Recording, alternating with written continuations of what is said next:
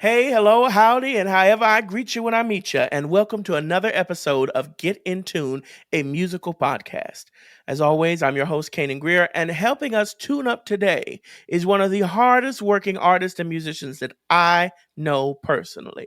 So please give a very warm digital welcome to my good friend and brother, Dreion. How you doing, Doc? What's going on, Doc? I'm good, man. Tuning in, tuning Come on. up. Come on and tune up. All right, Doc. So tell us a little about yourself. Tell the people where you're from, because everybody always gets a kick out of where you're from. Yeah, everybody get a kick out of Dreion from Omaha, Nebraska. And how old are you, Doc? 27 years old, and I'm from the city, not the country. Come on, city boy. I'm a So, city boy. Dreion, you're 27. You're an independent artist. Where are you working out of currently? Currently, I'm working out of Providence, Rhode Island, but it's because it's only about an hour outside of Boston. So I say the New England, Boston area, really. And for those of you that don't know why he's outside of Boston, Dreion and I met as students at the illustrious Berklee College of Music, of which we are both alumni, though only one of us matriculated all the way through the program. Um, y'all know my stance on Uh, that. I think education is so important. Actually, one of our friends today, her little sister messaged me because she's going to Berklee, and she mhm. asked me if I had any tips for her, which is so funny, her asking me. But basically, what I told her, and you can kind of, I kind of modeled it with you in mind, right? Mm, And I said, so the most important thing, as soon as you get there, is to really establish your schedule and your regimen, because mhm. Berklee is not just about the academics, though your academic responsibility is your first priority. Right. But Berklee is a social network. Berklee is a fraternity of sorts in and of Okay. itself. It doesn't have any Greek life on campus because it is a fraternity. It means something to say, hey, I went to Berklee. Oh, you went to Berklee? I went to Berklee too. All Yeah. of a sudden, there's an immediate connection. So I Yeah. told her to establish a schedule as soon as you get your class schedule that allows you to make sure that you fulfill all your academic responsibilities first, Mhm. to then allow for time to work, to network, to do gigs outside of the school, to make friends, to have a social life and interact, because these are the musicians you're going to work with in the industry for the rest of your life. Yeah. So starting there, Dreion is a genius. I don't know if any of your fans know this about you. Not just a musical genius, but you are a very bright person. You're smart. Like you're sharp as a tack. He's that guy. His understanding and the way he maneuvers the academic realm when I saw him in college was impressive. Now y'all know I'm not a prime student myself, but watching him was incredible. Watching him work and watch his dedication to really making the most of his education was impressive. And he did it with flying colors. He's that guy. So tell us a little about your experience while you were in college, what that was like for you. Well, as you said, Berkeley is a fraternity, and as I like to say, once a Berkeley, always a Berkeley. It doesn't matter if you graduated. It don't matter if you went to 5 week. It don't matter if you visited for 2 weeks. Once a Berkeley, always a Berkeley because of the network. And there's people that came specifically just for the network. And so my mindset going into Berkeley was the network and academics, um, meeting and connecting with not only students but faculty, connecting with the city and the music scene happening in the city, connecting to the resources and all of the things that are connecting us from at an academic level to the industry are all tools that I use to basically form my Berkeley career. And I came in with a plan that, I wanted to be an artist. That's what I wanted to do. I wanted to be a performing artist. Anything that I did not only pushed me towards that goal, but also helped me build the skills that I needed to get closer to that goal. So I became a songwriting major because I needed to strengthen my songwriting. It wasn't because I was already good at it. Those are important things. I took classes, and I was an Africana Studies minor to immerse myself in the Black music culture, because coming from Omaha, Nebraska, you don't know a whole lot about music from the Caribbean. You don't know a whole lot of music from Africa. You don't know a lot of music and cultures, besides the ones that I grew up in around Nebraska, which is country and R&B and soul and things of that nature.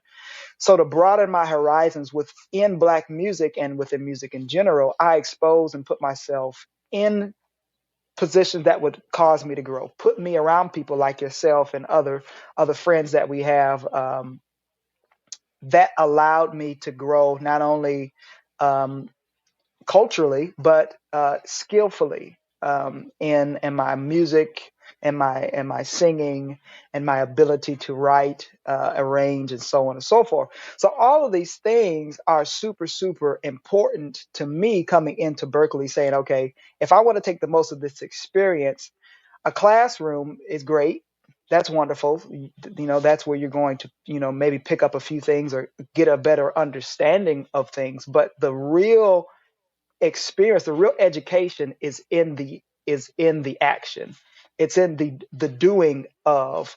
It's in the taking a chance at failing at this, trying that, or being in a position to say, I don't know what the hell I'm doing. Ooh, can I say that? You can. I don't know what I'm doing, and now I am about to experience how to do it better. Hopefully, I will get better at it. Hopefully, I will like it. If I don't, I'll find something else. And that's the beauty of Berklee, again, is that there is so much opportunity there, but you really do have to take advantage of it. I went to Berklee, and through the network of people and the friends that I've met and the faculty and people, uh, my consistency and my willingness to be open and uncomfortable allowed me to go to Clarksdale, Mississippi, on behalf of Berklee, to do a blues festival. I mean, I love blues, but I had never really sang it. That wasn't where I was from. And so I had to immerse myself and learn an entire new genre of music that was up my alley, but I didn't even know, because I tried it. It sent me over to Germany, to Munich, Germany, twice, to perform tributes to Stevie Wonder and James Brown and Prince and Michael Jackson, all of these great people that I've studied, but bring that to an entirely different culture and experience that culture where they are now. uh, all of those things came from stepping out and actually being willing to be uncomfortable in an academic setting. Uh, You preach it with that one, the willingness to be uncomfortable. yeah, Yeah, it is, and that's what Berklee is. it will. It will make you uncomfortable. It'll make you, at least from my experience, it made me very aware Hmm. of where I was and where I wasn't. Yeah, And at the time, I don't think I was in the right headspace to examine that fully yeah, because I was going through a lot of stuff mentally. Um, but I didn't forget it. And now that I'm in a different space over the last few years living in Atlanta, I've examined those same things and I impart yeah. those same things to my students.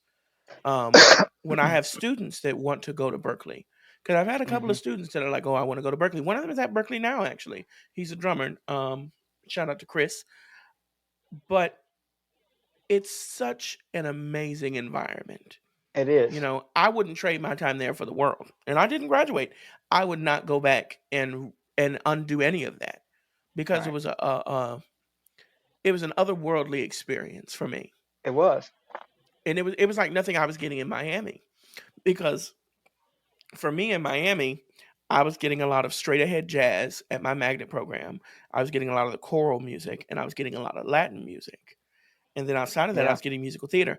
I didn't grow up exposed to a lot of R&B. My mom's a neo soul girl, so I knew a lot of Erica Badu records, a lot of Jill Scott records, and because my grandmother is from Philadelphia, I knew the stylistics. I knew a little Yeah. Patty. I knew a little Anita. I knew a lot of Kim. My God, I know every Kim record. Right.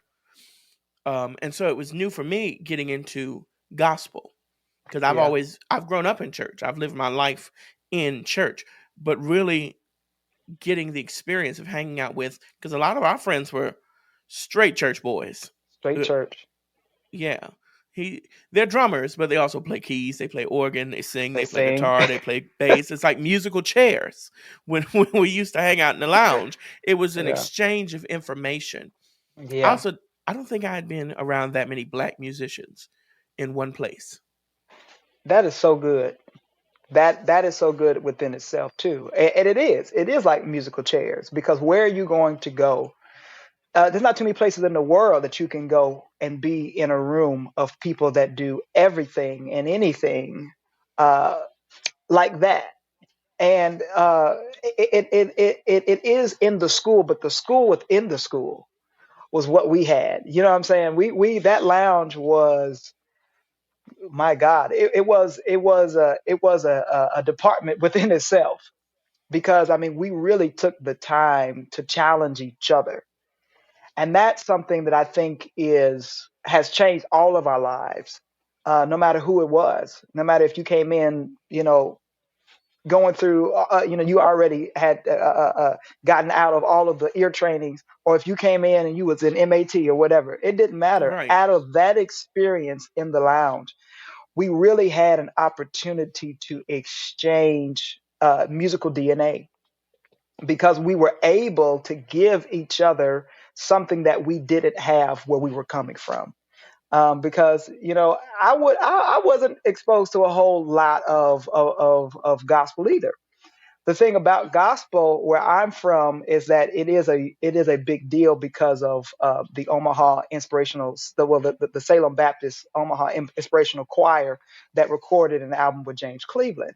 But one of the biggest churches in Omaha is Salem Baptist Church, and so the history is so rich, but it's coming out of certain places. Uh, I didn't grow up in all of those places. I grew up around those places, but I didn't grow up in the time. And this is in the '70s when this choir was nominated for Grammys with James Cleveland. So you hear all this history, but it's a different experience to grow up in that time, and be around all of the incredible choir directors and people that contributed to that culture of gospel in Nebraska at that time. It's a completely different thing when they all left or they've passed on, or things like that. So you don't get the first hand, you get the second hand.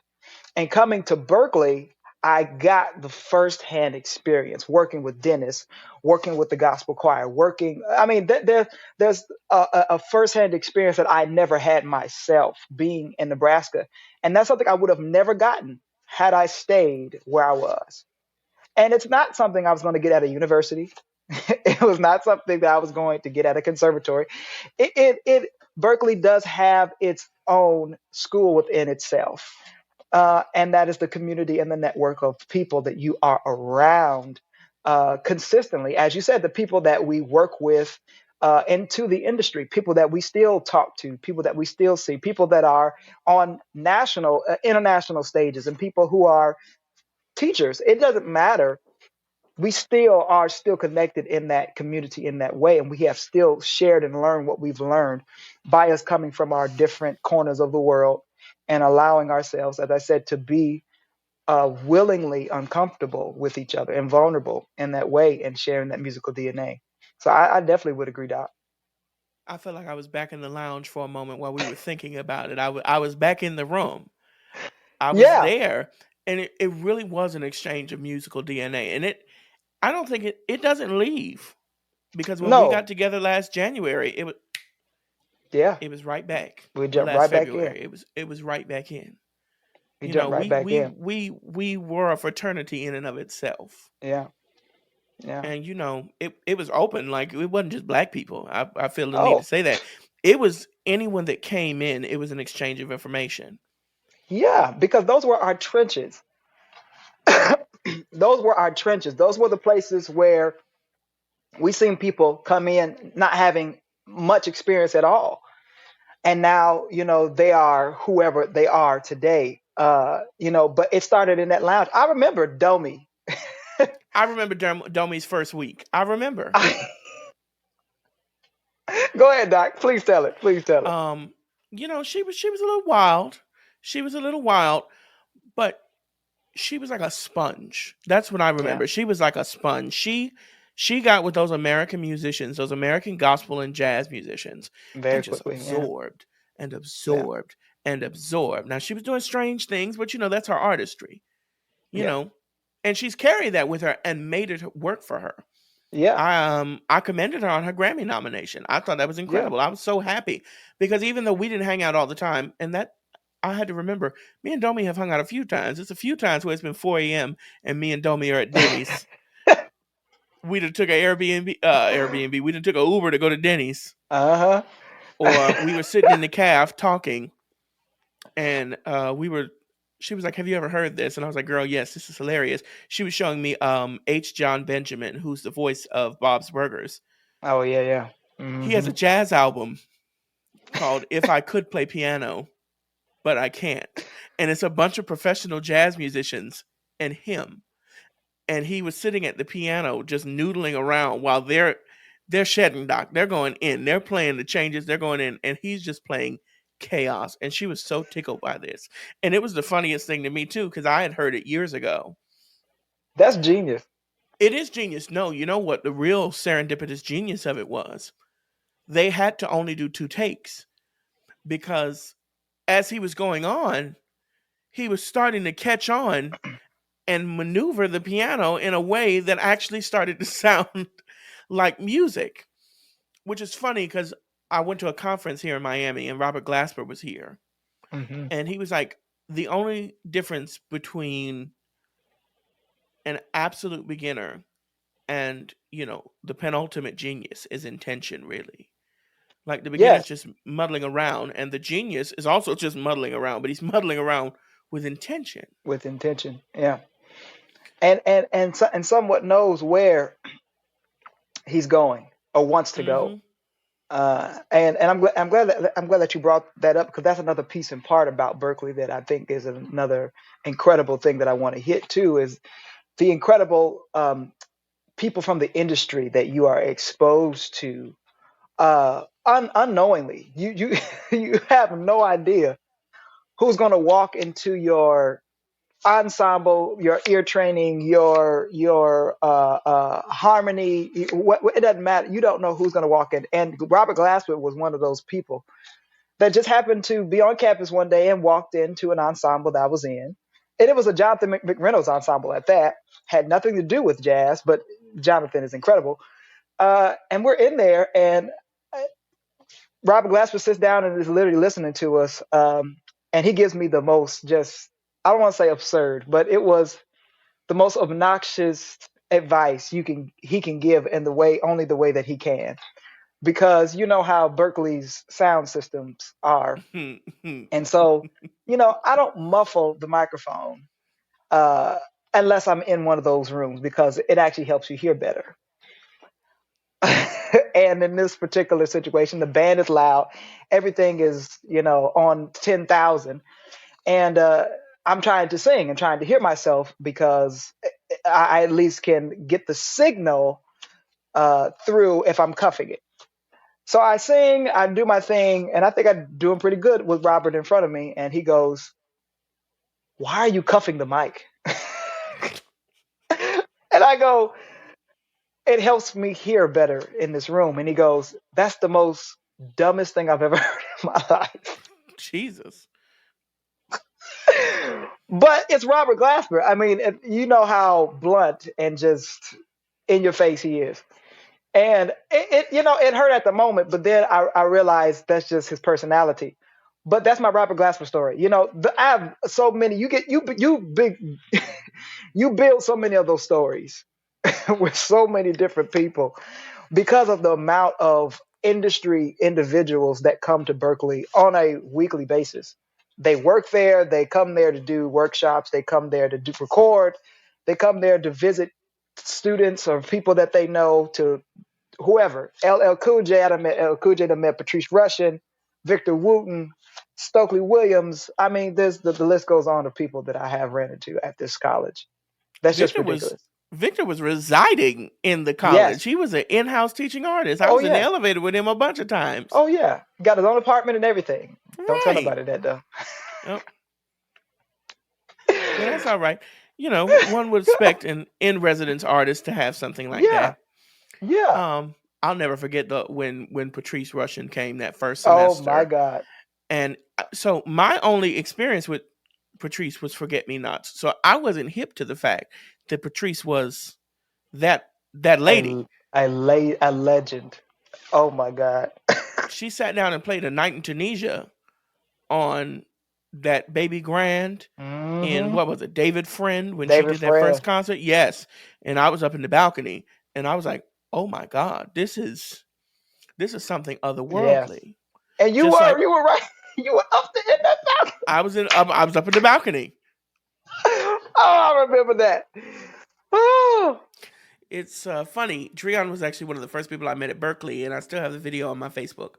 Maybe I might have made it invisible because you know sometimes I keep things, but I make them to where only I can see them.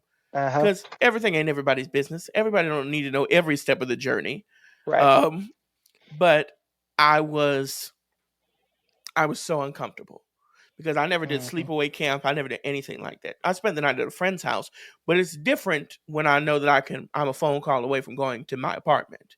Right. It's a whole nother thing. It was my first day or night at Berklee, and I had been patrolling the 160 practice rooms, and I hear somebody just going in, and it's a whole conglomerate of musicians playing. Here's Dreion with these big old glasses, sitting there in his chair, singing his face off. And I was like, I got to record this because nobody in my school was singing like this when I was going to school, and I just stumbled into this. And we talked in passing a couple of times, and we were running into each other all over the place because it was only like, I want to say it was only like 50 black people at the school at the time. Yeah. Yep. And we all sat at one big lunch table. Big lunch table. Upstairs. And that's cool in and of itself in its own social commentary. Well, we got to talking, and that was the first semester. We saw each other a bunch of times. We bumped into each other, and we frequented the same events because we have similar tastes. And then by the second semester, was it the second semester you moved into 150? 150, yeah. Yeah, they had you out in the boondies, Doc. Oh, Lord, yeah. That 98, Lord. Yeah. And Good then guy. He moved into the building that I was staying in, and we started hanging out a lot more and talking and just picking each other's brains. And I remember it was that semester that Patrice and Stokely and the other gentleman who worked with Prince, Morris Hayes, they did the faculty concert where the faculty came out and did the opening, and then Patrice came out, and then Stokely came out, and then Morris came out, and they all played together. And I was like, this is... Shout out to Uncle Morris Hayes. What people don't know about that semester is that was the semester that Prince was actually supposed to come to campus.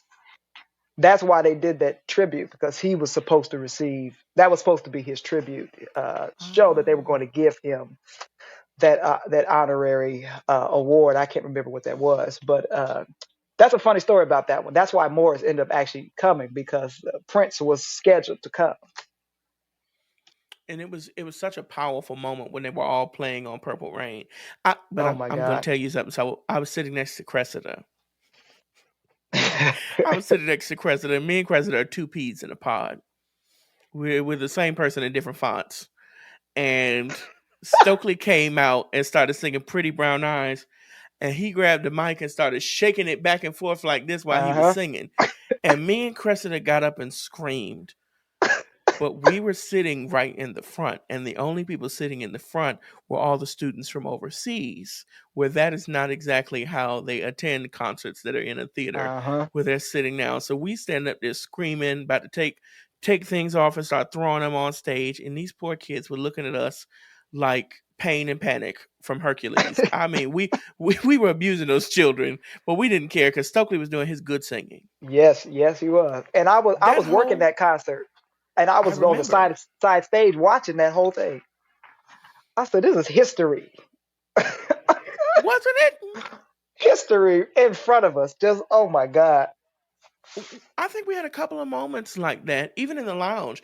I remember when we all got together to watch Beychella, Beyonce do Beychella, Coachella. We hmm we gathered. 2 a.m. in I the morning.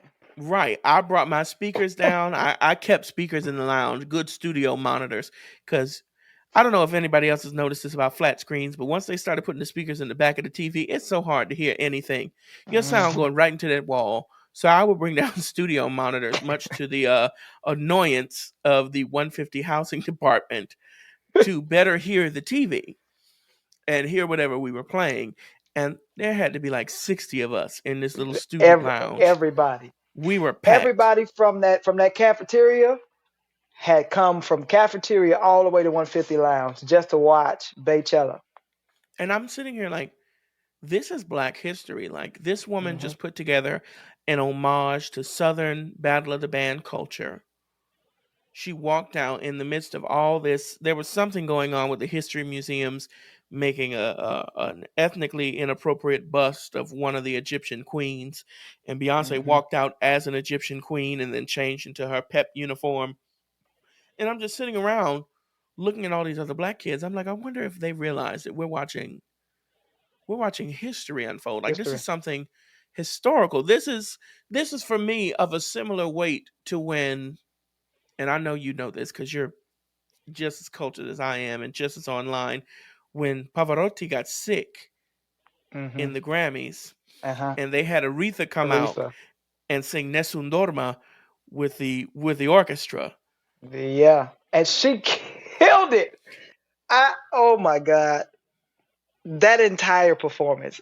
I said, Aretha, Mama, when you when you start pulling the classical bag, they had to find somebody there. That's the thing. They couldn't fly nobody in.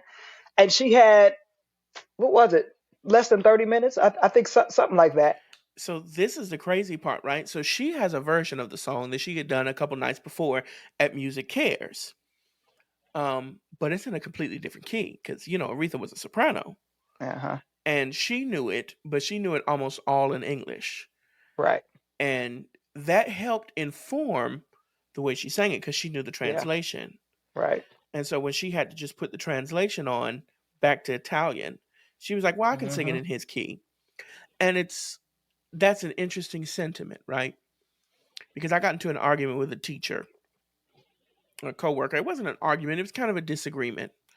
And I want to do an episode about this one day about, just the way that systemic racism history in this country has played a part in the musical education of Yeah. Black America.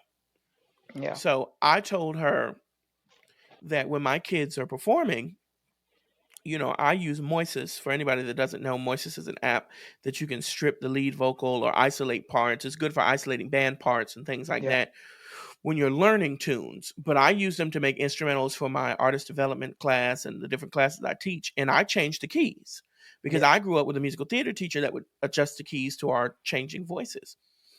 And I told her I learned to play piano so I could play things in my right key. And she went, "What do you mean change the key? You singing in the key of the song."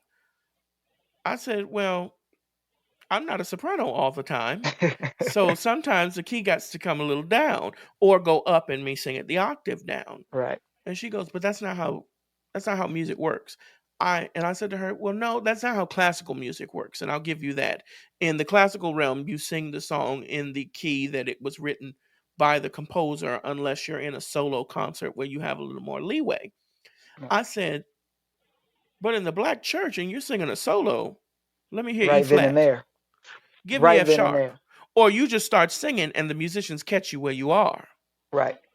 That's if you Right. know. You can say, "Hey, give me F sharp," and start singing the tune. And that classical tradition is because of the instruments that are lily tuned to a specific key. If you start transposing, everything out of whack.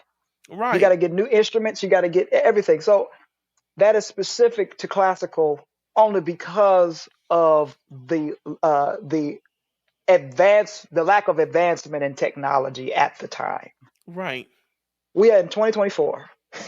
Exactly. And I looked at her, I'm like, this is what you're teaching your students? And then I realized she had gone to a PWI, a primarily white Right. institution of higher learning. And so she didn't grow up in church and she didn't grow up in the tradition of make the song work for you. Yeah. And I was like, boy, this lady is actually a little disenfranchised. And now I feel less like arguing with her. And I just kind of want to say, well, look at it this way. I just want you to know that this is where I'm coming from. It's not just Right. like, why are you doing this to these kids? Because first I was like, you about to damage these kids' voices. Children shouldn't be belting that high. Right. And I had to move from there to a place of understanding. And I see a lot of that around. And I saw another musician post, there's no excuse why we shouldn't be able to read music in this day and age because there are so many apps that teach you.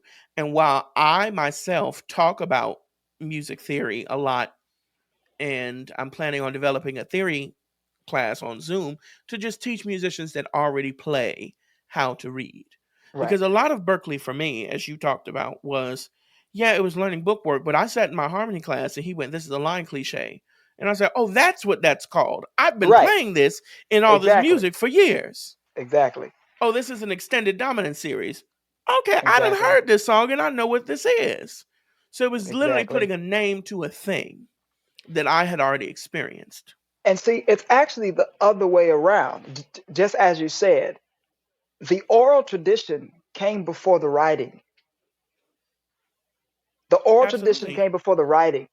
Reading the music are for people to be able to pass it down exactly how the person originated it to be orally. And so, and this opens up a broader conversation because, to be honest, this is not me pushing away learning how to read music. That I think it's a very essential skill, and it will open you to more opportunities. But I'm going to tell you, most people in the industry, if you're working in the music industry and the pop, especially in the pop and secular side of music, or in general, they don't read music. They just want you to know what you know. And it is your job as somebody that can read music to come in. They'll hire you and they'll say, okay, you basically do this so that I can get this result. It's a skill. It's a guide. It is used to help. But I'm sitting in a studio with Bootsy Collins, and he's like, I want a more of a gospel-y kind of thing with the choir and this, that, and the other. I could write out all the parts if I wanted to, if I had to. But what I had to do was hurry up and kind of write them out real quick, and then I go and I sing them. Because in that room, I'm not going to stick that in front of him and say, "What do you think about this?" He's going to say, "I don't know." Uh, I write it down for me, and then I go back and sing it. I go back and it makes for an efficient studio experience. So it's to enhance the experience. It's to help the experience. It's to help whatever is happening musically. But it is not the end all be all. Everything started no, it's a orally, and tool. it's a tool. And exactly, it's a tool, and it is not the end all be all. And so when people say that in a world where you can learn how to read music really really easily or really really fast, well, that's also the point. There's apps that will read it for you. There's there's computers that will tell you what to do, and so it's even more difficult, I believe, today to learn how to read music because there's so many things that you can do to get around it. And so I don't push people away from it. I think it's a very, very important skill to have, and it is something that is dissipating. I think it's something that it is important to keep because you never know when you're going to need it. You never know when you're going to have to use it. But it is something that I believe is being used less and less. And as I said, in the modern music industry that we're in today, it can sometimes be offensive It can be offensive because coming from a place like Berklee, people are already intimidated by the fraternity, by the name, by the credentials that come with the name associated. So it's important that we also talk about, you know, as a Berklee alumni in whatever respect that is, whether you be somebody that graduated or didn't graduate, you have to know how to humble your credentials and walk in the room and be a human being. Because as much as you would want Berklee to be an asset, it could also be a strike against you in many rooms, in many, many rooms. I've walked into many rooms and it's been a strike against me. It has been, oh, you think you know it all, Mr. I have a songwriting Oh, degree from right. Berklee. I've literally had Grammy award winning songwriting producers say that to me. They're like, okay, you have a songwriting degree. I have a songwriting Grammy. And what do you Oh say? What do you God. do? You have to learn how to take these skills that you learn in this academic environment and learn how to use them wisely in a room that will get you possibly ahead to that Grammy. Because I don't have a Grammy. I have a whole bunch of skills. I bet the skills that I have could eventually get me a Grammy, but they And haven't will. yet. Exactly. They will, but they haven't yet.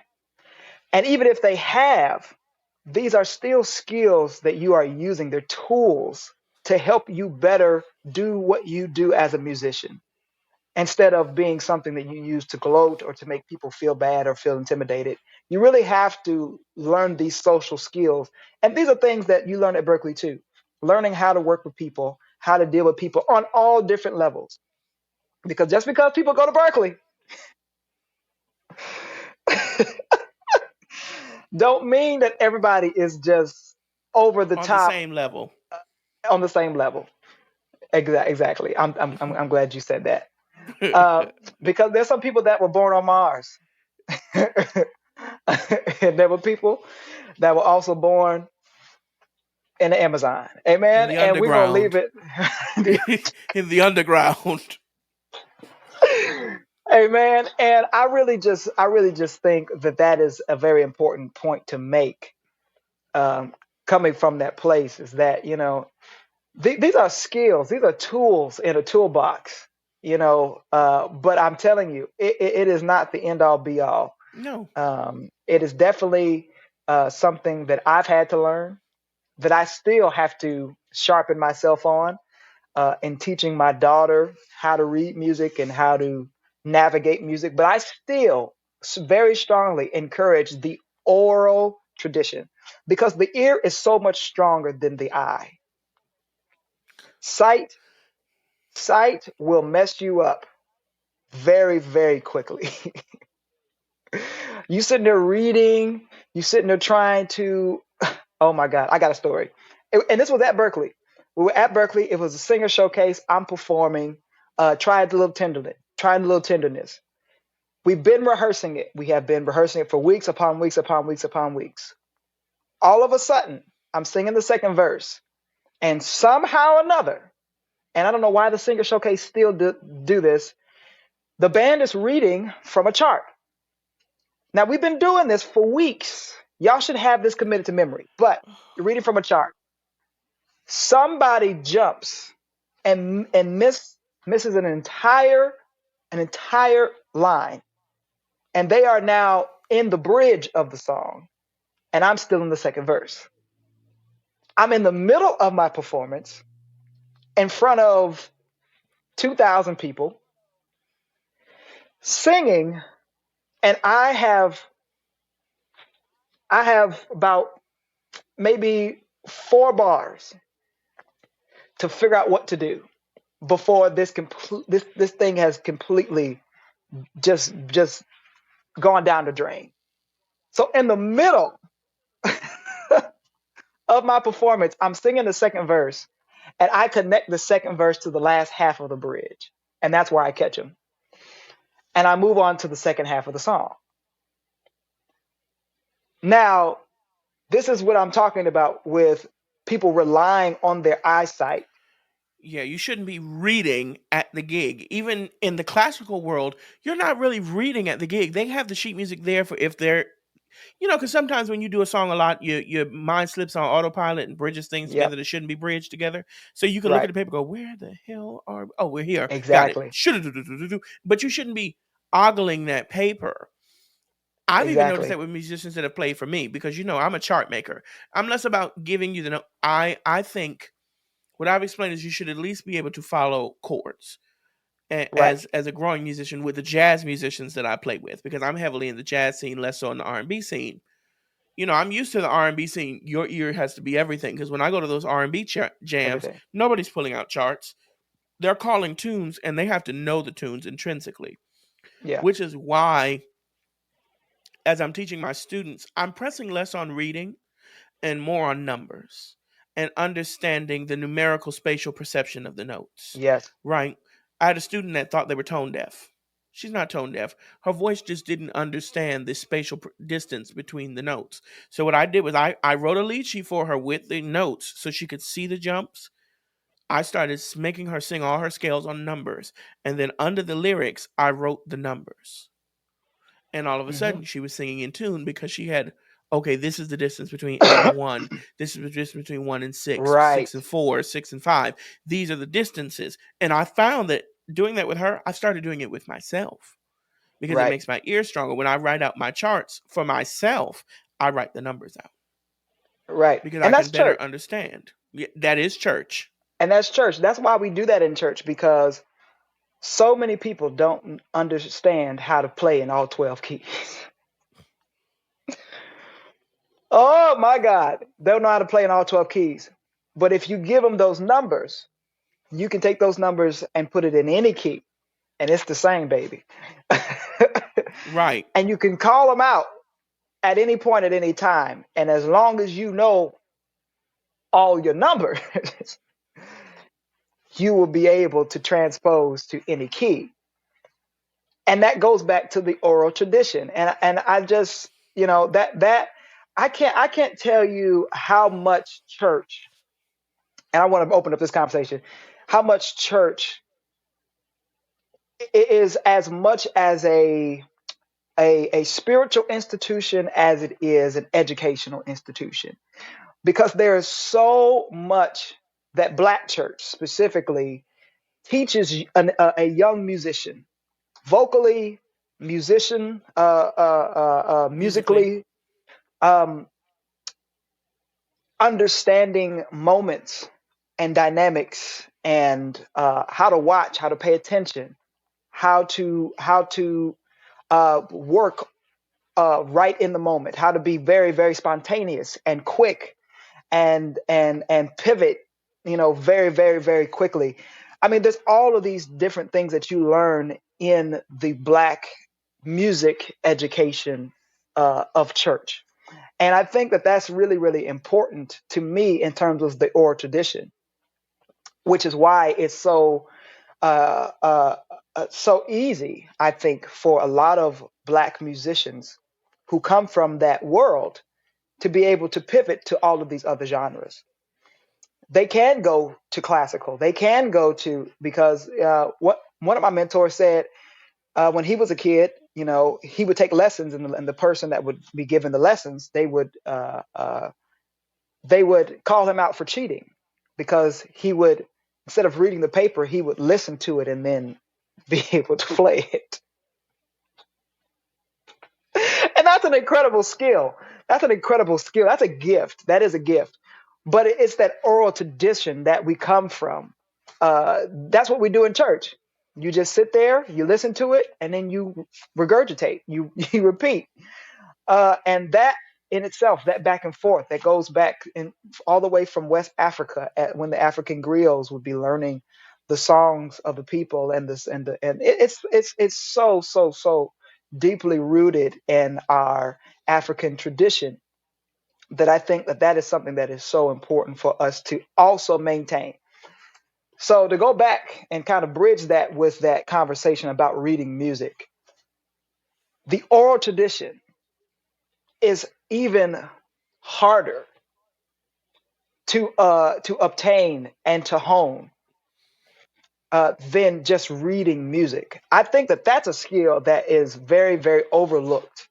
Your ability to be able to hear and repeat, because as you said, a lot of people can't tell the difference and the distance between the intonation. They can't tell the difference between 1 and 3 and 1 and 8. They don't have that. And because it's not physically in front of them, they have no reference.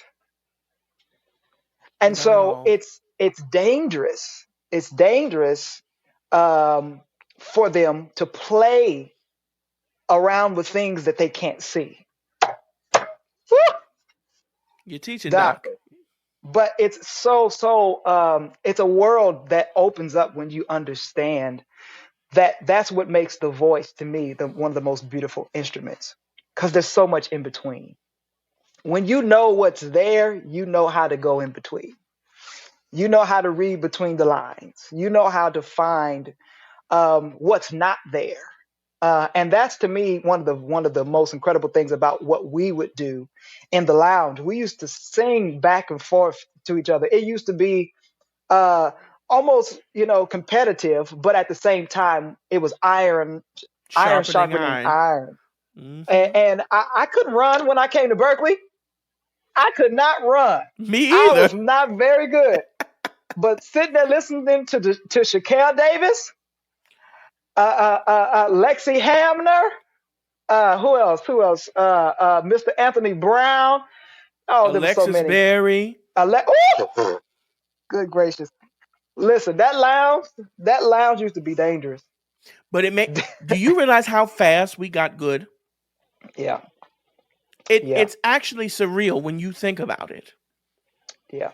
The speed from its immersion. That's the thing that the Black gospel tradition forces. It is learning via immersion.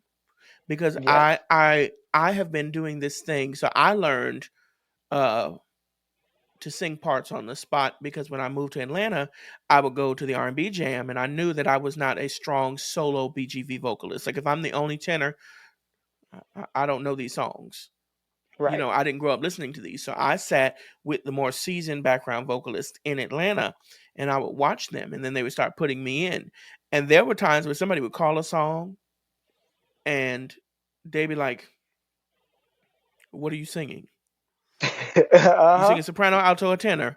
Well, who got the melody? Alto. Okay, I'm going to sing alto for now, and I'm going to listen to the soprano and the tenor." Right. And then the soprano stopped coming. And they said, "But Cainan, you can sing real high. You're going to sing soprano." Yep. And Doc, I need you to know, you'll understand how intimidated I am. It's me, one of my dearest friends, Gigi Manning, singing alto. Mm-hmm. I'm singing soprano. And Ashford Sanders is singing tenor. Yep. And we have to give the business, because Ashford is not going to hold back. Ashford's in that mic. I love Ashford. Mm-hmm. And so if he's singing tenor, my soprano got to sound like Ricky Dillard's sopranos. I got to be on it. I got to be in it. Right.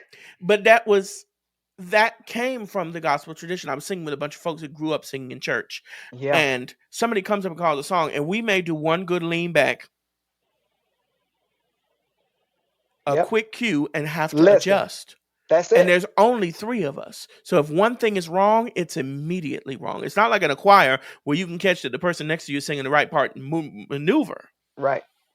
Right. And so to me, that ear training is so pivotal. When I teach my artist development class on Wednesdays, I teach them BGV parts. I don't hand them the paper. I don't even give them the lyrics.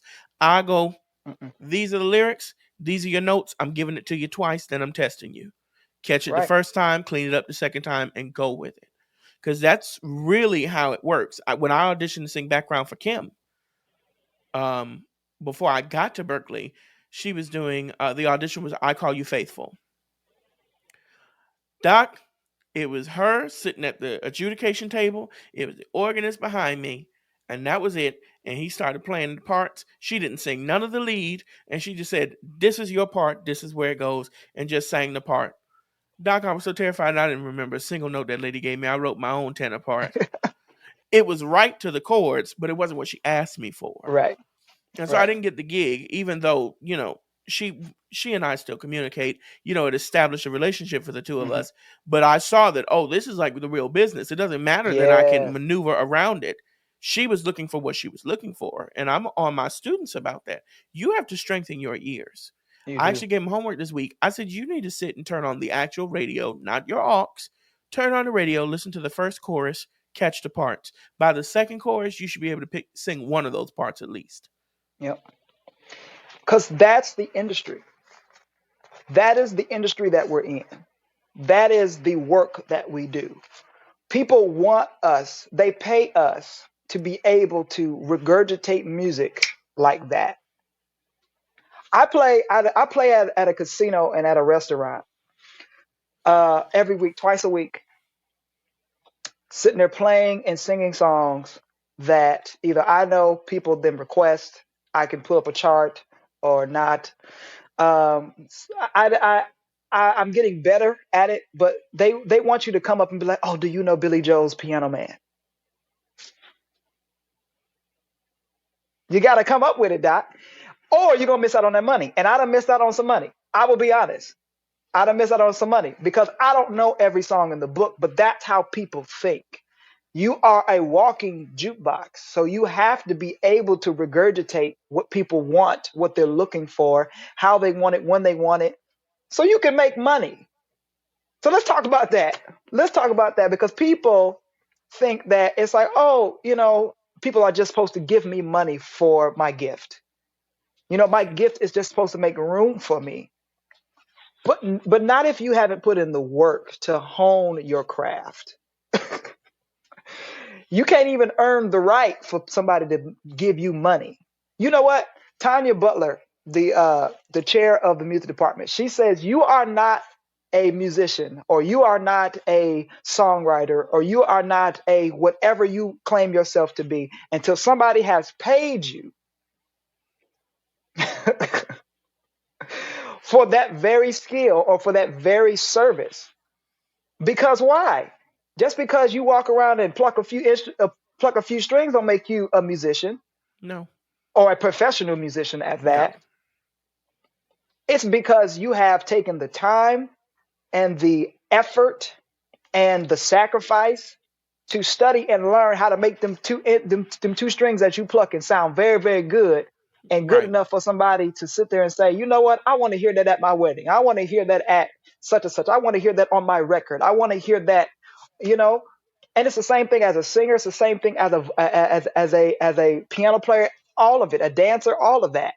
Somebody paying you does not just happen because you say, oh yeah, you have to pay me $100 and I can't even sing 5 songs. I don't even know 5 songs. That's the job, baby. You got to learn how you got to get a repertoire. You got to learn how to play in all 12 keys. You got to learn how to learn this stuff quickly. Not just, I'll learn it next month. No, you got to learn this stuff like tomorrow. Kelly Price came out and did a workshop at Berklee and said that she got a call from Ronald Isley to come out on tour because he had just fired one of his background vocalists. And she said, when you need me, he said tomorrow. She said, okay, I'm getting on the plane. She didn't learn the show until she was on stage doing it. While the show was happening, she was learning the show. That's a whole nother level. That is the industry. That is the business. If your skills, if your gift, if your craft is not that well honed, if you don't have control of it on that level, you might want to rethink what you're getting ready to go into. Because I know plenty of people that's like, oh, I want to be a singer, I want to be an artist, but are you willing to do what it takes? Are you willing to sacrifice what it takes to be able to walk in that completely and fully and actually make not only some money, but a living. Right. I completely 100% rely on music to take care of my entire family. Completely. I don't have no side job in terms of working at McDonald's, and that's a blessing. That is a blessing. I count that all joy, but I also say that that is me taking my sacrifice and all of the years of experience and time and effort I have put in to get to that level. And now I have 5 or 6 different music jobs. Now I got to work 5 or 6 of them, but the goal one Right. day is to only have to work one of them. I feel that. I feel that. To only have to Because work I one of them, think but still, you have to have the willingness to be uncomfortable and get down to it and say, listen, this is what I want to do. I got to train this ear. I got to do all of the things that come with it. Not just the little glitz and glamour. If you're an artist, you got to get out there and sell tickets. You got to get out there and market. You got to. I just made the cover art for my new single because I didn't have the money to pay somebody to do it. I had to figure it out. Listen, it's all of that together, and that's just. I just think that that's so important. it is so important. I told my students when I taught them the parts the other day, I don't know what we were going over. Oh, I know what we were doing. We were doing Have You Ever by Brandy. Have you ever loved somebody so much? I'm giving you the parts twice. Somebody started giggling because they sang a wrong note. I said, "You're fired. Stop singing." And kept going because it's that fast. You Yeah. will lose your gig that fast. I've been at my residency. I was singing at the steakhouse for a while. And somebody walked up to me and said, "Do you know Anniversary by Tony Tone?" I said, "Give me a minute. Yep. Who am I announcing it to?" And I picked up my phone and I put it in my. I said, "Okay, what key are these chords? What are the numbers for this bass line?" Got it, and turned around to the piano and started playing and singing and reading the words based on what I Yep. heard. Yep. And that person came and dropped a pretty little tip in the tip Listen. jar because I had to Listen. adjust. Now, I did lose some money. I lost some money last week or the week before last. They said, "Do you know I'm Kissing You by Desiree?" I said, Right. Yes. Listen, Doc. Listen, I I done said, lost some money too. "Oh, I'm so sorry. I don't, but I'm going to add it to my repertoire. So if you come back on the next time, it'll be Hmm. in there." And it's been like that. I've been, even at church, I was going to a CCM church for a while and I was playing keys. And they would call tunes that I had never heard, but I Yep. had listened to enough CCM to understand the contour of the melody. Got it. They're going to the Yep. 6. They're going to the Yep. 4. Oh, but if I go to the flat 7, the people are going to cry. Got it. Uh-huh. But I've listened to enough of the music to expose myself. Right. You know, and so it's so important that you stay up on your tools. You're constantly Right. working at your craft. Like I, God bless, my grandfather just bought me a piano and I'm getting a Yamaha U3 vertical grand upright. It's coming up here into Woo! the studio. Yeah. Yeah, certified pre-owned. It's only light. It's gently used. He said it's like getting a Lexus from the Lexus store. Is what the piano Uh-huh. man I told love them. me. I love them Yamaha. Yeah, I got a Good Yamaha gracious. U3 vertical grand coming What up into color? this room next week. It's black, baby. That's Oh, satin. That that black satin that with the polish. shiny finish. Woo! Hiya. And I said, "Okay, Cainan, you can play piano. You can follow very well. You're not fully a pianist yet in your own mind because you're aware of your shortcomings." So when I was at the Jazz Jam on Wednesday, one of the professors at Kennesaw State University is one of my favorite people to sing with. His name's Tyrone Jackson. He's a monster keyboard player. I walked up to him after. I said, "Tyrone, you give lessons?" He said, "Yeah." I said, "I work in Marietta. It's not too far from Kennesaw." He said, "Okay, just come up to Kennesaw and start taking lessons." Because I've maxed out, and you have to have the self-awareness to realize what you can do and what you need outside help with, right? So Right. I've gotten as far as I can on self-instruction on the piano. And I can Right. read charts and I can read piano music and I can play in slow motion the first time sight reading it and I can get through. But my vocabulary is not as vast as I would like it to be for the things that I want to do. Right. So I asked. Somebody told me once, "You have not because you ask not." Exactly. and it Exactly. applies all over the place. And I want you to sort of talk about your experience, because you were a musician coming into Berklee. You have a mindset about you that lets me know that this is yours. You carry this in a way, it's not an arrogance, because you've worked for this, but you you're taking by force. You're coming into this with that goal. You said it. You got to Berklee with a plan, and you've had a life, and you're only 27. Right. You've had a long youth. Now you're married. You have two beautiful daughters. And Mm. congratulations on that. Thank you, I Doc. met when now Dede been married. Dede was married when I met him. You know, Hmm. um, but you are the goal to me. You are the goalpost of what an independent artist should structure themselves as. If they're not working as hard as you, they don't want it. Mm. You know? You know, to speak to that, and thank you, Doc, because to have the opportunity to accomplish the things that I've accomplished, from opening for Earth, Wind and Fire and Music Soul Child and Layla Hathaway, working with Bootsy Collins and Jay Ivy and all these amazing people I've worked with, to doing American Idol and all of these amazing opportunities, um, all of the songs that I've written, all of the shows that I've put together and done. The one thing that me and my manager always say to each other is, the worst thing anybody can say to you is no. And as you said, you ask not, you have not because you ask not. And the word no becomes a whole lot easier to take when you hear it more. Hmm.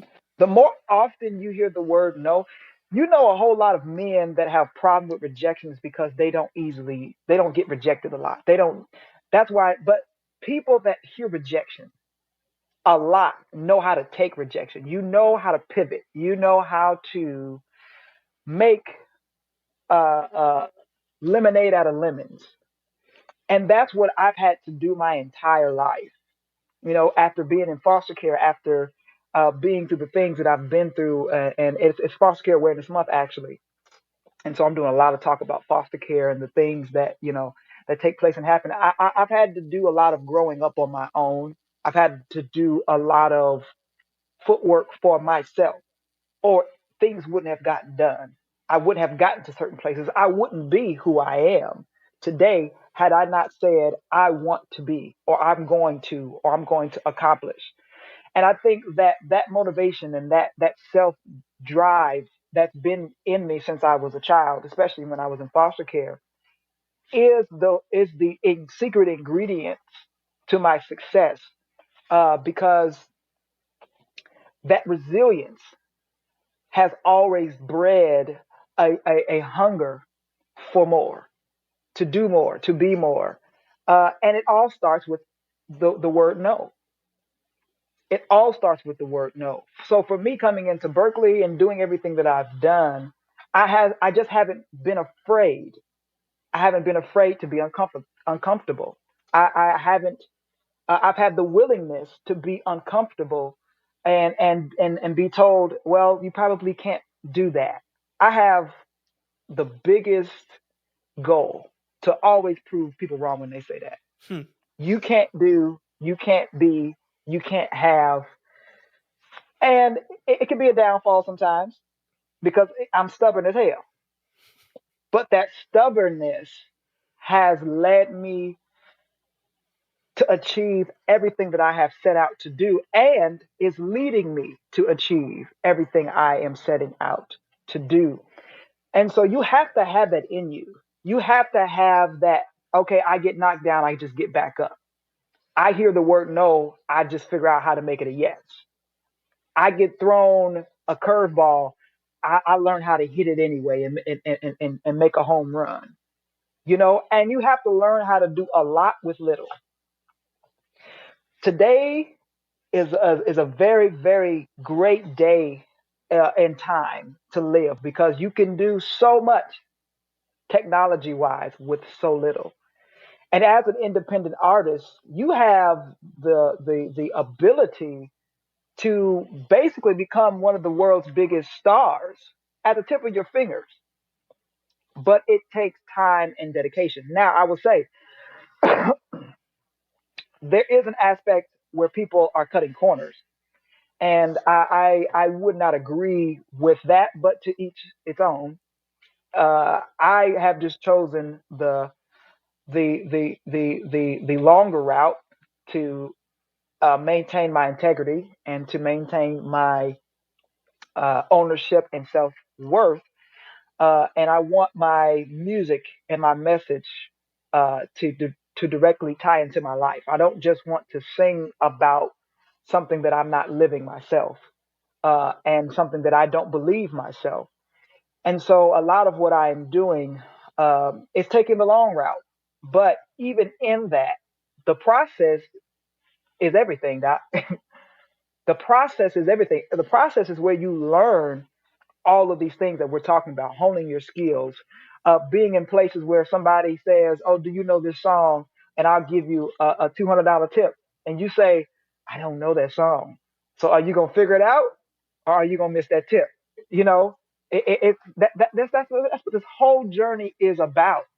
That's what this whole industry is about. You're looking at a whole bunch of people that we think are overnight sensations, but people that have bled and sweated day in and day out, working, putting out music, trying to figure out how to get the money to put out music. They're working day jobs just to push. They sleeping in their cars.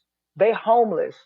They're completely missing out on life in some ways. They don't have children. They don't have a family. And for me, sometimes it's even harder because I have to navigate. So there's some sacrifices that I can't make, or sacrifices that I do make that I have to incorporate my wife in or my family in so that they aren't suffering.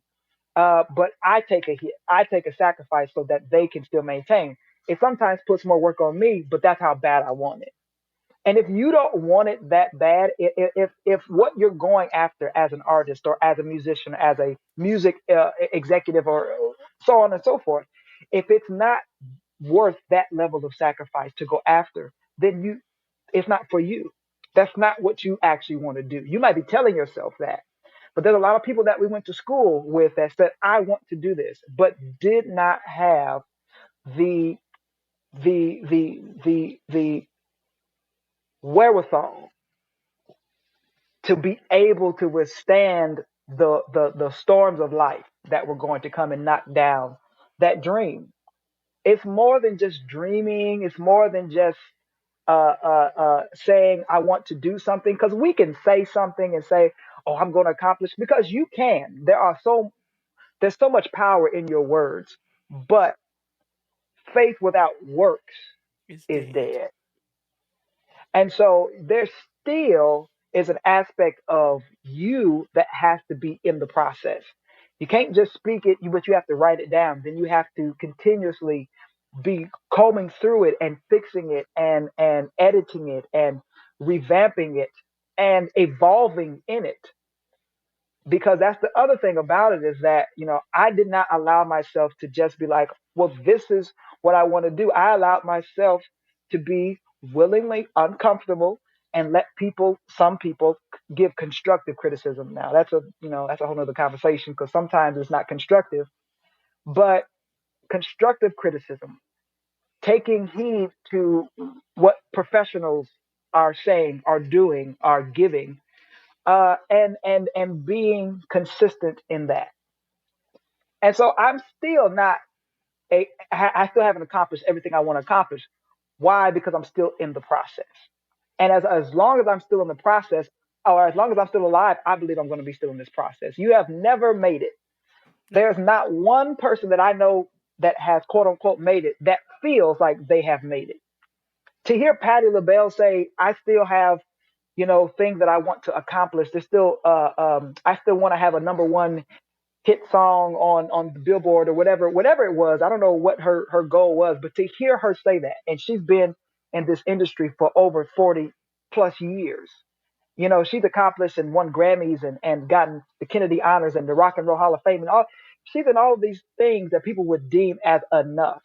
But for people that are hungry, that stay hungry, that hunger after the things that they set out to do, they will never be fulfilled because they allow themselves to stay empty.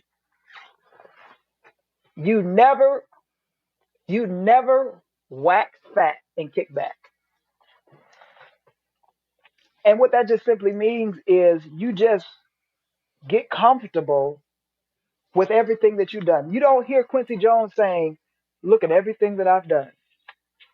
He just did a studio session. He just produced the tribute to Henry Mancini. He was over the session. Herbie Hancock was there. John Williams was there. These are Yep, legacy individuals still working. John yep, Williams still working. retired and then said, "Actually, never mind. I'm still Right. working." I think, and I wanted to tell you this. So I I began this new journey in my life. I went to go see Renaissance, the film. Okay. The day it came out, I went with my friend Gigi and we went at midnight and saw Renaissance.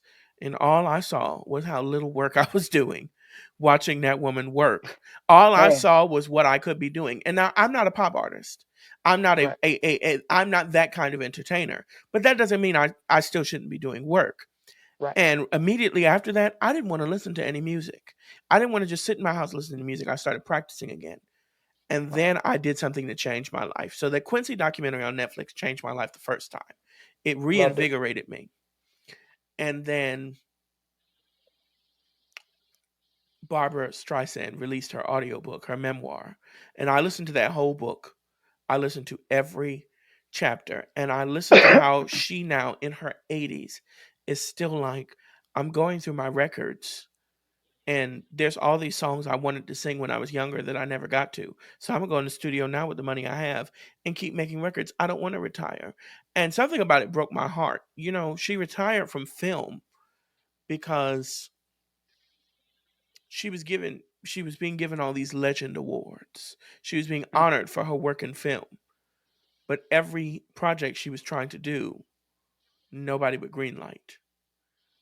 There were so many projects she was working on, and she's like, "Well, if I'm all this legend, why can't I get this project off the Right. ground?" Some a studio sold the rights to a film out from under her. A lot of things happened, um, and I think you would find inspiration if you should listen to that book if you get time when you're driving or something. Yeah. Start listening to it because it was amazing because she's incredibly detailed.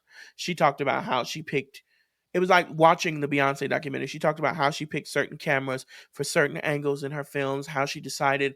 She talked about early on in the process how she would give up the advances. She gave up a lot of her cash advances off her record deals in exchange for complete creative control. She said, "We're going to cut this record, and if I say Yeah. no, it's no.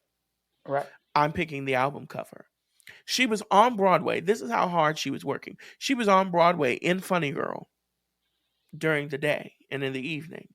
She would leave one night a week and do a residency at a jazz club afterward. And Mm. then the other nights of the week, she was either recording in the studio or writing and filming her own TV specials, which she produced and did her own way. She said, "I don't want to do it in front of a live audience the whole time. I want the Right. first path to be kind of like a play, and then the second one to be like a skit, and then the third section is the concert." And Right. NBC or CBS or whoever it was with was like, "This is gonna flop." She won like 7 Emmys off of a Yep. vision that she believed in. She was like, "I want it to air." She didn't even watch it when it aired because she was on stage in Funny Girl playing the lead. And mind you, Doc, they told her she was too ugly to be an actress. She didn't want to be a singer. They told her she was too ugly to be an actress, and she knew she could sing. So she was going to sing her way into the room. You know, I'll say this, Doc, and this is for anybody listening. Your lack of commitment to excellence will keep you mediocre. That is why we look at a Barbara Streisand, we look at a Beyonce, we look at a Michael Jackson, we look at a Prince, we look at all of these incredible, legendary artists, and we look at them with such awe and such reverence because their commitment to excellence is bar none. They will not they will not sacrifice excellence or quality just to have whatever or just to be whatever. Because the competition is not somebody, out there doing the same thing that they're doing. Their competition is their self. Their competition is their mediocrity. That is what they are trying to avoid. Because today we live in a world where people tell you it's okay to be, in the middle, which is helpful for people's self-esteem, but it has made people lazy. And it has made people think that they don't have to strive or reach for excellence. And that's something for me that I completely am married to. Just like I'm married to my wife, I'm married to excellence. Because for me, that's what I see in my head. And that is what is going to live on beyond my life. That is my legacy, my commitment to excellence. And that's what I feel that any artist or anybody that's trying to do anything great in anything, you should always strive and commit to excellence, your excellence, whatever is your best, whatever you see, whatever you feel is your best. That is what you should be committed to, and that's what you should be giving, because anything less is beneath you. Anything less is beneath you. It is not okay, I don't think, to sacrifice excellence just for the sake of receiving some type of claps or some type of acknowledgement from other people. You have to care. You have to not care what other people think. Just like she said, the network said that this is horrible, this is terrible, and won seven Emmys. Why? Because her commitment to her excellence was far beyond what they could see. That's why they couldn't see it, because it's not their excellence. It's not their vision. It's not their dream. It's not their commitment. They don't have to prove their excellence. You do. That's powerful. That's real powerful. And I think while I was prepping for this podcast, I was just going back through the things you've done. And it's so funny. I've watched that Try a Little Tenderness video a bunch of times, and I don't think I ever noticed that because you've Yeah. handled it so well. I don't think I noticed that patch. Now, when we get off this call, I'm going to go back and watch that video Hmm. and see it now. When I think back to watching you do that Try a Little Tenderness performance and watching you do that Beatles tribute, right? Mm. Which you sang down on that oh my god, She's Leaving Home. She's leaving. Hmm. Oh my god, I listen to that all the time. On top of your other work, when I think of when you did your show Legacy in the CAF, and I've watched your CAF show, and I've watched you build and evolve, but I've watched you go into spaces outside where your music lies. Hmm. And it puts you in a category that I feel doesn't exist anymore, unfortunately. Or it does exist and it's just not as highlighted as it is. Because think about what we just talked about. We just talked about Aretha Franklin Right. singing Nessun Dorma at the Grammys. It's watching the old guard, is what I call Right. them, Right. be comfortable being uncomfortable, be willing to be uncomfortable, Yes. and go into spaces that were not necessarily their own. Like when I tell my students, Aretha Franklin has jazz records where she's swinging with a Right. big band. Right. You know, In the Ray beginning of her Charles, career. right at the beginning. Right. And when I think of you, I think beyond genre. I think soul is the right title because you're in that category, but that's not a genre. That's sort of an approach, an Hmm. integrity of storytelling. Because I believe you when when you sing your love songs. I Hmm. believe it, and I also believe it when I hear you sing Eternal Devotion or Wonderful God, in the same Hmm. way that I believe it when Al Green does both. I believe Right. it when Aretha Franklin does both. It's a certain truth that you put into your art Right. that I find is outstanding. There's a couple of things I want to establish in the regular run of this show when I'm interviewing artists such as yourself, and I want to pick your brain just a little bit. So I got this from Isaac Caree talking to Kim Burrell on Instagram Live. Mm-hmm. And he asked her who her Mount Rushmore was of vocalists. And it blew me away who she said. And I realized that my Mount Rushmore kind of looked a lot like hers. She gave Twinkie Clark, Stevie Wonder, I think she said Ella Fitzgerald, and Frank Sinatra. And I was like, Frank? Oh, That was yes. the one that stuck out. She Yeah. said his tone, Yeah. his phrasing. And I thought, oh my God, what's my Mount Rushmore? And I had this conversation with her. I said, well, you,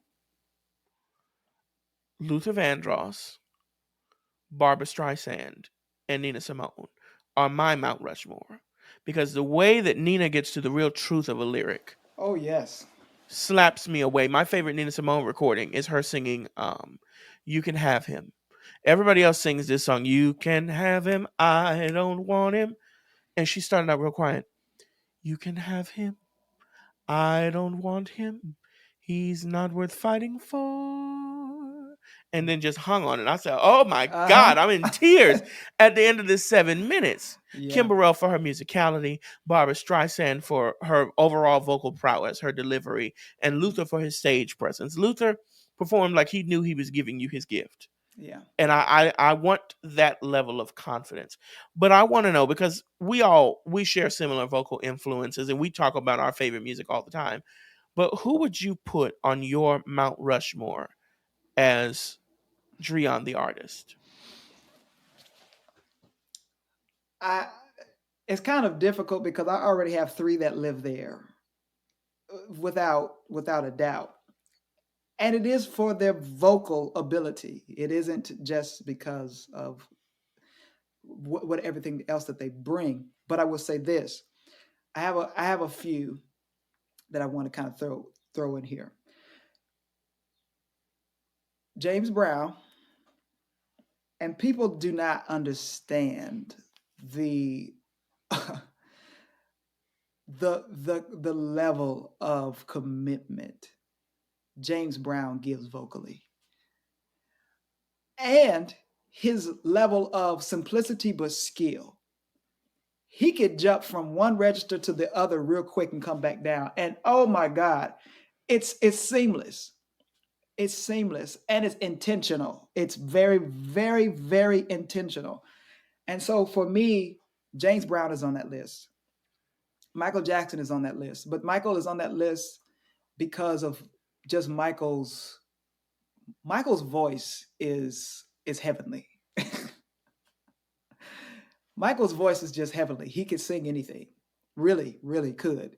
And his level of backgrounds and just a genius when it comes to laying a palette of vocal, just genius. So for me, Michael is definitely a foundation, but Prince is the best of both to me, because Prince, people just think of him, as a musician and the way that he performs and the way that he, but Prince's ability to change and be the same in any genre.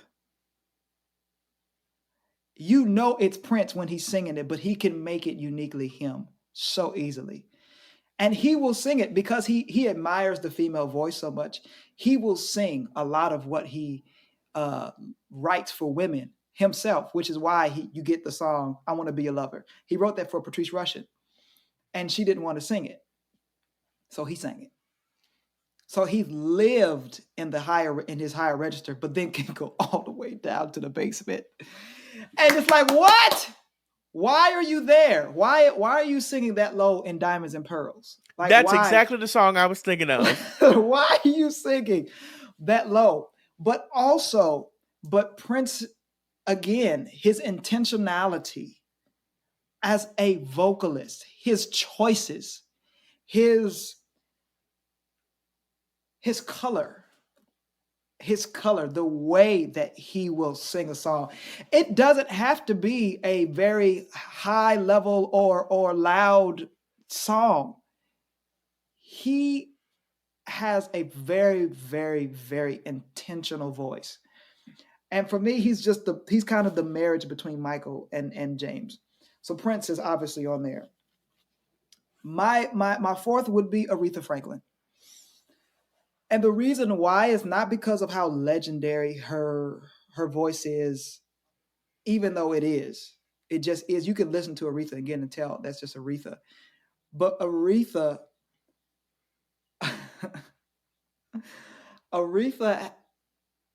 has an approach to singing a song, just the way she will tell a story with her phrasing, because of who she listened to, because she was listening to Claire Ward, because she was listening to Mahalia Jackson, but also because she was listening to Ella Fitzgerald, and she was listening to Sarah Vaughan. I mean, you're talking about singers.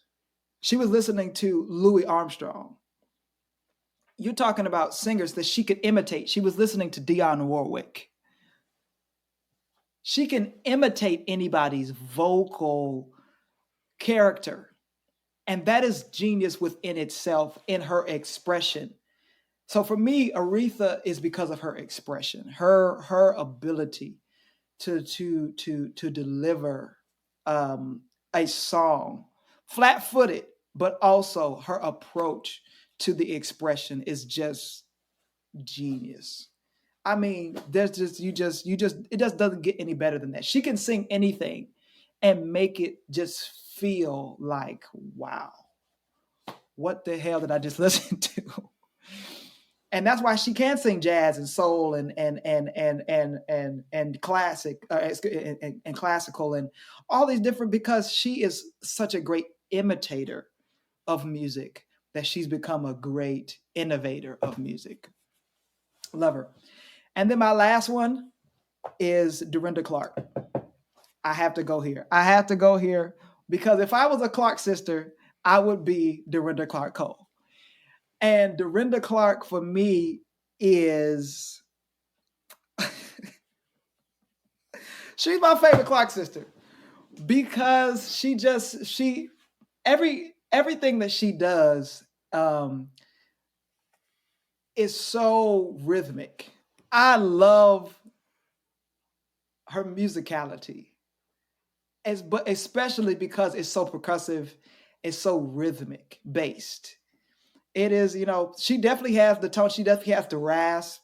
She definitely has the soul and the conviction. She definitely can go there. She can go there.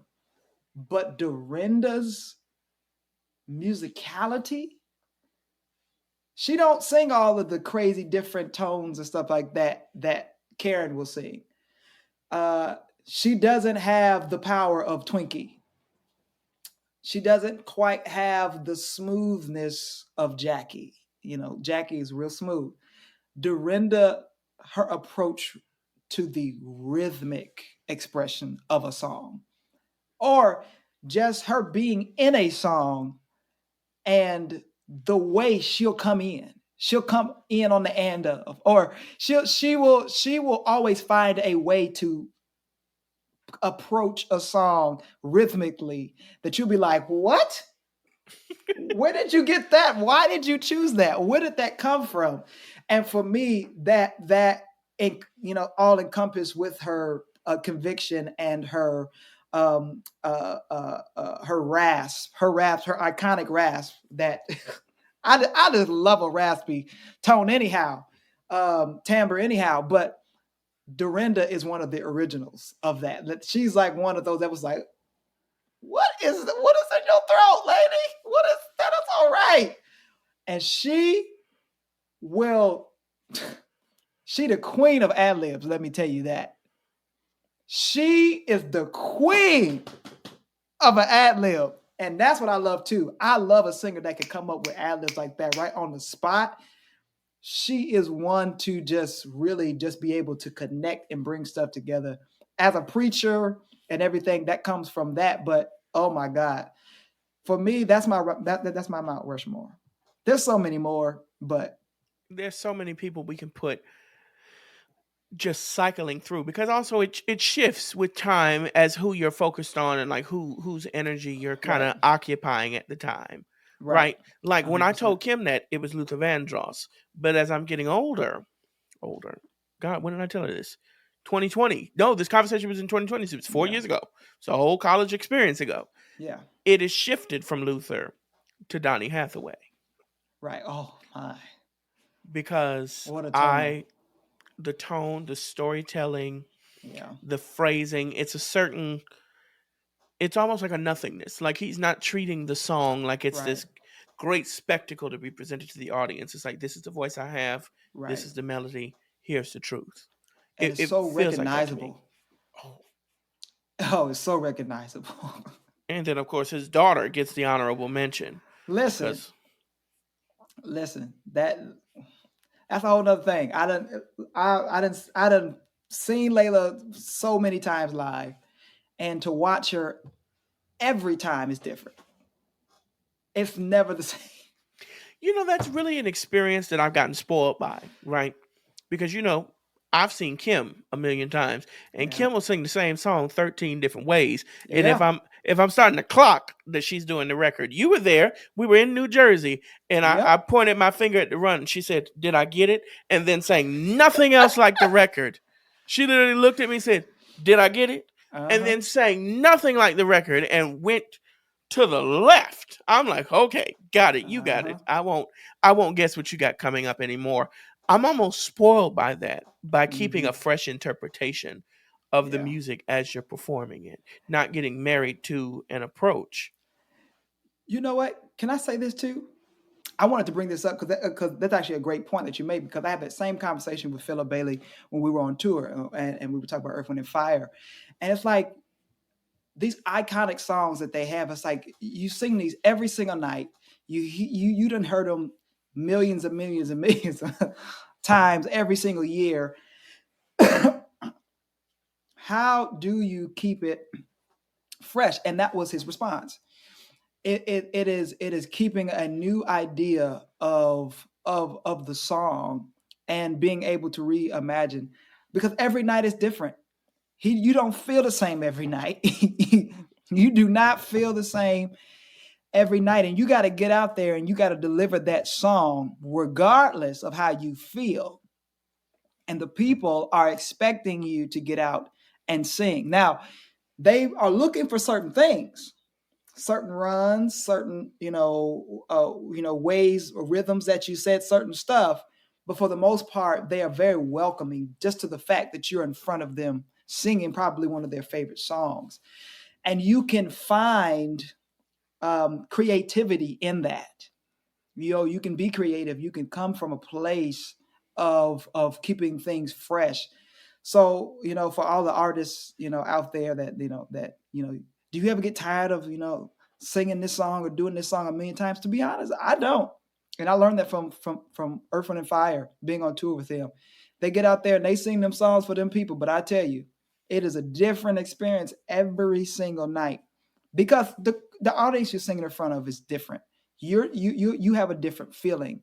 I think that's the beauty of a Kim and a Layla Hathaway. They can sing to how they're feeling that day. Not everybody can do No. that. Not everybody can do that. Oh, I'm feeling like this today. I want to like what?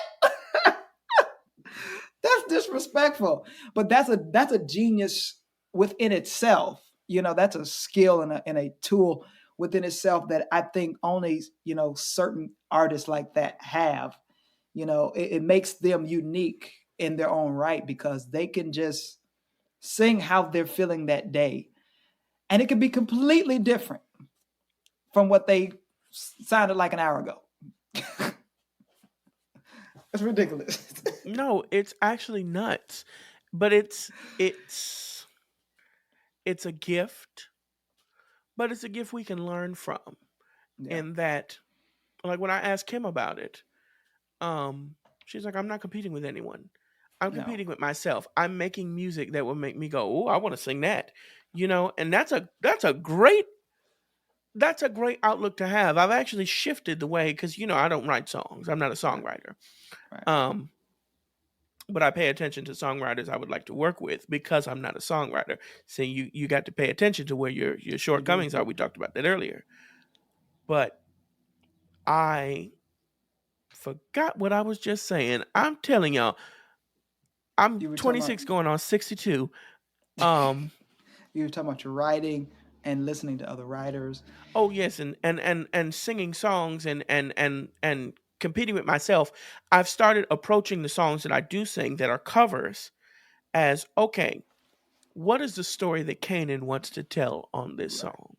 Right. And what do I actually want to hear on this song? Right. So I've gotten rid of that curse where I don't want to listen back to myself because I know I made the choices that were both musically satisfying to my own ear Right. while being married to the story. Right.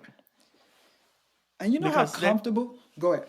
that story is so important. I've realized that one of the songs I used to hate singing was Tennessee Whiskey because you always got to belt that A and run up off of it. And I'm like, am I warm enough today? And I've stopped thinking that because I do more vocal workouts now on a Yeah. daily basis. But as I've gotten freer and I'm really listening to what that song is saying, that song has gotten so churchy, Oh yeah. so bluesy, Oh yeah. so in the business. I'm singing it like I don't think you understand what I'm saying to you. And it has changed the way every time I sing it is different now. I'm singing it Right. at A, but it's helped me interpret better. Right. And you know how comfortable you have to be with something to be able to creatively change it. And that's another thing that I think that people have to, understand. Like somebody like Kim or Layla are so comfortable. They understand they understand their gift, that they can experiment on the spot. And even I experiment, but I only experiment after I have established that this is comfortable. So I will sing a song the same way to get it down in me before I start changing stuff. And that's something people need to understand. Have it down on the inside before you start changing and maneuvering stuff. Make sure you're comfortable with it. Don't just start moving unless that's your thing. But most people, have to make a bed before they lay in it. And it's good for singers and for musicians to do that, to be comfortable, to be to understand and know the territory that you're in, so that you know where you can go, where you can draw the lines or cross the lines or go beyond, because I think that that's an important form of expression, to be able to be creative and to be free in that way. And so I definitely agree with you, Doc. I think for me, it's something that I do myself. I will, there's certain songs I don't like to sing and I don't like to do this. And you know what?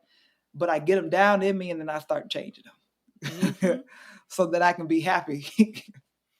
And Right, sometimes, find your bliss sometimes I like what I did better than what was on the record. So let me go ahead and do that. Now it's my own unique interpretation. at Aretha Now, Franklin. you right now you have a cover. Yeah, her whole career. Because Right, about most of them songs Aretha singing is somebody else's song. If right. people didn't know that. She wrote some good ones because Daydreaming, Oh, really? Oh, she yeah. she put her pen on that one. Her sister wrote the mess Oh, out of yeah. Ain't No Way and Hmm. Angel. But Hmm. those Dionne Warwick songs, and Dion Yeah. is a titan. I think people are asleep on Yes. Young Dion. Young Very, Dion would very. make me turn my mic off and Yes. go sit myself down. Dion was a titan, and Aretha was a titan, and Aretha was completely reimagining what Dion was doing. Right. And you can listen to either or and still get the Right. whole spectrum of the story. You can. And she only lost it because of them cigarettes. It was Facts, both of them. them years of cigarettes. But I tell you, Dion is one of my favorite. Have you seen the documentary? Her documentary? She has a documentary. She has a documentary, Doc. It was that CNN did. Oh my gosh, it's wonderful. I think you can find it. I know I'm it gonna was find on. it. Don't worry about it. I think it was on Cinemax or something like that. But Doc, it's a great watch because obviously Whitney Houston was Deion's cousin, and Sissy Houston. They're all your family. So they come from a line of church singers, but Dreion is not that. Dreion can get in there, but She can Dreion hang. is what we would consider a pop vocalist, and what that really means is that she is not the soul singer that Aretha is, and when it comes to singing, Dreion has such a beautiful tone. She has an incredible approach in her phrasing. Oh my God, her breathing. Oh my God. Dreion will breathe you under the table. Okay, talk about Melba Moore. Dionne Warwick. Take the mic and put it over her shoulder, and My you're still God. getting the note. Listen, and it's steady, and it ain't went nowhere, and it ain't The pitch didn't shift. The vibrato didn't waver and get inconsistent. Now that's a vocal Bible to study. Yeah. That woman, when it comes to the techniques and the technician, she's a technician of vocal singing. Really. Especially young Dreion, that was still, youthful, and her voice, wasn't being affected by cigarette smoke. My God, she just was perfect and could cross to so many different, spaces. Which is why she was the first diva. She was the first Black pop star in terms of being like a mainstream pop singer. She was the first female pop star before Diana Ross and Aretha Franklin. She was the first Black woman outside of the church that was getting global notoriety. And I definitely go watch the documentary, Doc, because it lays it all out, Doc. She's incredible. She really is incredible. I think I was asleep until that video of her singing "All in Love Is Fair" by Stevie went viral. And it was the lead up. So all you lose, and when the game is played, I said, hold on, she walking. Yeah. The winner lost. And then she was up there. Yeah. And then she took the mic and threw it over her. She held the note, moved the mic, threw the mic over her shoulder. The note was still there. I said, I was screaming. I don't know how those people were sitting so calm. I'm like, I don't think you realize what you're witnessing right now. Right. This is her range. This is next level. This is an artist at work. Listen. And she's doing it live. No live. No Melodyne, no auto-tune, no playback. She is standing there in front of the orchestra, laying them out flat. Delivering. To me, I still haven't seen a singer as polished, as a female singer as polished as Dionne Warwick in her prime. No. Even Aretha Franklin. No. Even Aretha Franklin. Dionne was polished singing the song, singing Alfie, singing all of these incredible songs, the Burt Bacharach stuff. Just, oh my God. She was his muse. He was writing that stuff for her. Like, he's penning and she's singing. She was. And speaking of reading music, she could sight read. She could still sight read like nobody's business. Because back in that day, that's all they had. It's an interesting balance because, Barbara can't. Mm-hmm. Barbara can't read music, but she talked about she started out in the jazz clubs and she had an MD. I think his name was Peter Matz. He would write out her charts for her. So when he wasn't playing for her, she could take those charts to another city, another club. But Doc, I don't know if you've listened to it. When Lord, we're talking about Barbara. When Barbara was like 19, Doc, they cut her first album. and Mm-hmm. she squashed it because it was a live recording in a little dingy club like the Village Vanguard. But it was a live recording over 3 nights of her at like 19 called Barbra Streisand Live at the Bonsoir. It came out 2 years ago. Doc, I've never heard Barbra Streisand like this Wow. because she was hungry. It was before she really made it. And she ended up crushing it because the sound quality wasn't good. And when she got into 2020, 2019, she's like, okay, we have the technology actually to remaster this and make it listenable. Wow. Doc, first of all, she opened her third song was Cry Me a River. First of all, you end your show with Cry Me a River when you're singing it up in the stratosphere. It was her third song. Yeah. She was swinging, she was flying, she was rearranging things. I was like, this is that hunger, but she was also dedicated to the craft. Yeah. She Barbara's practiced. another one. Barbara's another one, because they all come from the classical training, and they took that over into pop when they transitioned, and there's nothing wrong with that. There's No, nothing wrong with that, and there's so much substance, I believe, to people like Barbra Streisand and Dionne Warwick, because of their classical training, their ability in pop shoots way beyond expectation. Because you're like, how are you doing that? How did you do that? how did you How'd hold this note for 90 minutes? Right. How are you talking about When Sunday Comes, Daryl Coley? Oh, that's another one. What? Oh my God. Daryl Coley is another one. But you talk about originally, Dionne Warwick doing that normally live on records. I mean, because it was just a part of her voice and her toolbox. And that to me is why Dionne Warwick is dangerous. The things that she makes look easy. Right. It's deceptive. It's It's deceptive. deceptive simplicity. Go It ahead and is. try it if you want to. It is. And her intonation. And it still sounds like she's just talking to you. Doc, her intonation. Now, you talk about somebody that can jump between some intervals, Doc. She is precise. Now, that came from that reading. Yeah. That consistent sight reading.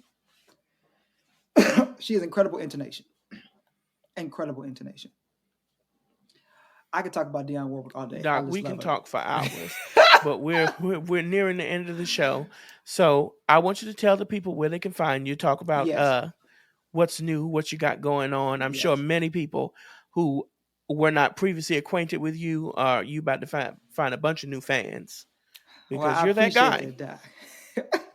Well, I appreciate you, Doc. And you can find me at Dreion Nation, DreionNation, on all social media platforms: TikTok, Twitter, Facebook's, Instagram. I hope I ain't forgetting one of them.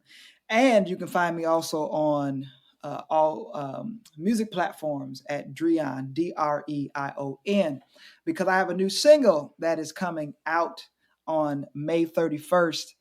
I'm very, very happy about this single. It's actually called Happy Face. One of my favorites that I've written, because the message is needed, not just for the world, but actually for myself and where I am in life right now. It's really just about finding your happiness wherever you are and whatever you are in right now. And it's called Happy Face because there's so many songs about smiling and things like that. But your happy face is something that people think, is the thing that you have to put on. You have to put that on to make people think, but no, your happy face is what you do for you.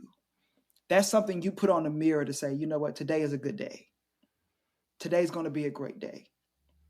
And in the lyrics, I think I talk about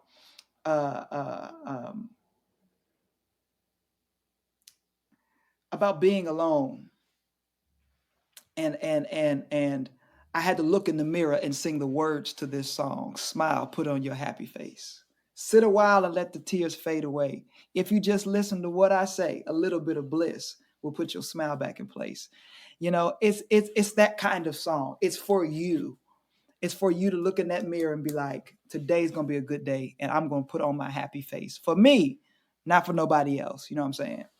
So please go and go and listen to it. Go get it. It's coming out May 31st. And all my other songs, they're out there. They're on streaming platforms right now.